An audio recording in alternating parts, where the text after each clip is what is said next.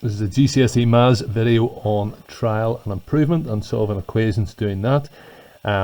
This is quite a straightforward wee topic. You just need to be careful and show you're working out with anything that you're doing. So it says work out the whole numbers first, find two consecutive numbers between which the solution lies, then work numbers to one decimal place, and if necessary work to two decimal places, and test the number halfway between the two consecutive decimal numbers to get close to the exact answer. That'll make no sense whatsoever, but hopefully you'll see once you start going through it. So it says solve the equation x cubed plus 3x minus 25 equals 0 by trial and improvement, and you're asked then to give your answer to one decimal place. So pretty much it's a guessing game. So let's pick a number that we think might work. So let's go for, we're going to try the number 2. 2 cubed gives me 8.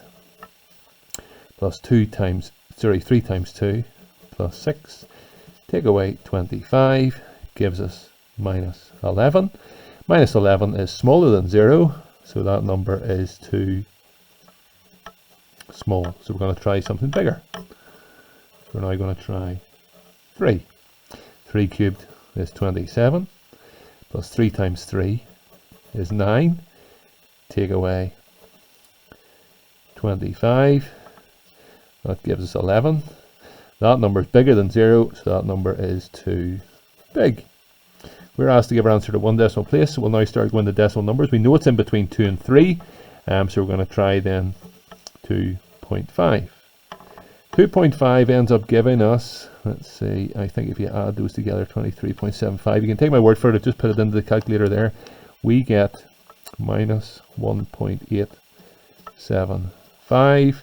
And that number is getting pretty close. That's not too bad at all, but that number is too small. So we're going to try something a bit bigger. So we're going to try 2.6. If you put in 2.6 again into this formula here, you will get 0.375. And that number is just too big, but we're pretty much there, I think. So we know it's in between 2.5 and 2.6. It looks very much like it's going to be 2.6. The reason I'm saying that is that's closer to 0 than that is. So we need to check halfway in between these two numbers. I know we're asked to go to one decimal place, but for this question you need to go to 2 just to check. So halfway in between this and this gives me 2.55. If you sub in 2.55, you will get, let me just check this on the calculator.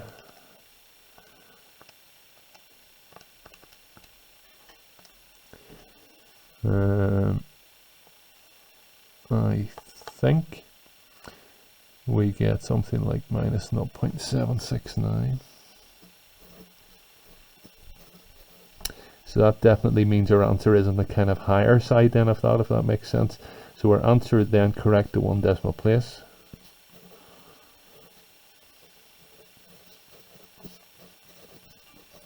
is going to be 2.6. Hope that makes sense. Effectively, this is a guessing game. You try different numbers, try sensible numbers, and if your number is way too big, you pick something that's a wee bit smaller and work your way out. Here's the important bit of this. For the exam, you need to show you're working out. So each of these lines need to be in. The problem is people get going in their calculator and they forget to put in their attempts and stuff like that, and that's then where you'll lose your marks. You need to show you're working out as you're working your way through it. Let's take a wee look at example 2. Solve the equation 2x cubed equals x plus 1.8. I'm going to rearrange that. Actually, you can do it a couple of different ways. You can take everything over to one side, a bit like the one above, and work it out to be 0, but I'm going to try and solve the equation 2x cubed minus x and get that as close then to 1.8 as I possibly can. I hope we can kind of see that that's going to work out for us. So let's pick a number. Let's pick the number 1. So if I put the number 1 into this, 1 cubed gives me 1 times 2, take away 1. That gives me 1, and that number is too small. I'm now going to try the number 2. We're asked to get the two decimal places here. So 2 cubed gives me 8, times 2 is 16, take away 2, that gives me 14. That is too big, and it's way too big. So I now want to pick a number in between this. Often you kind of pick 1.5, but I'm going to pick something a wee bit closer to 1 because it looks like it's going to be way closer to this than it is to this. So I'm going to try 1.2.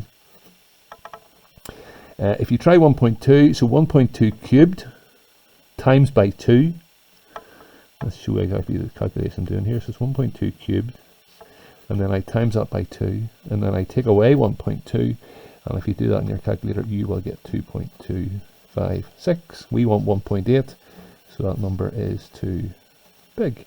So I'm going to try 1.1. And if I do 1.1, it's 2 upon 1.1 cubed, take away 1.1. That gives me 1.56. So I'm getting somewhere here. It's in between 1.1 and 1.2. Remember, this one's at 2 decimal places, so we need to go a wee bit further. It looks again like a wee bit closer to this one than this one, so do something a wee bit closer. So I'm going to try 1.13. If I try 1.13, it's 2 upon 1.13 cubed. Take away 1.13. Sorry, this one here I should have written as too small.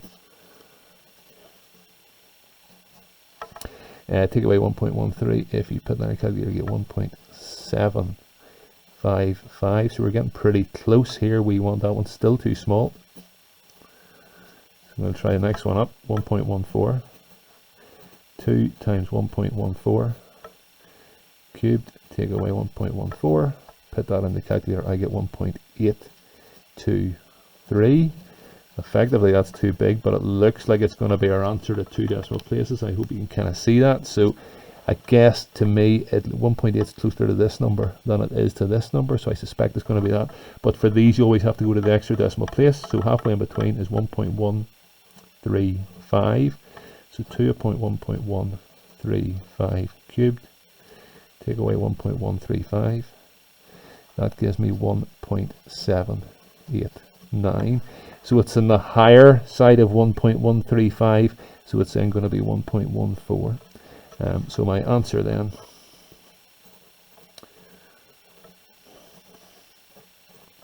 to 2 decimal places is 1.14.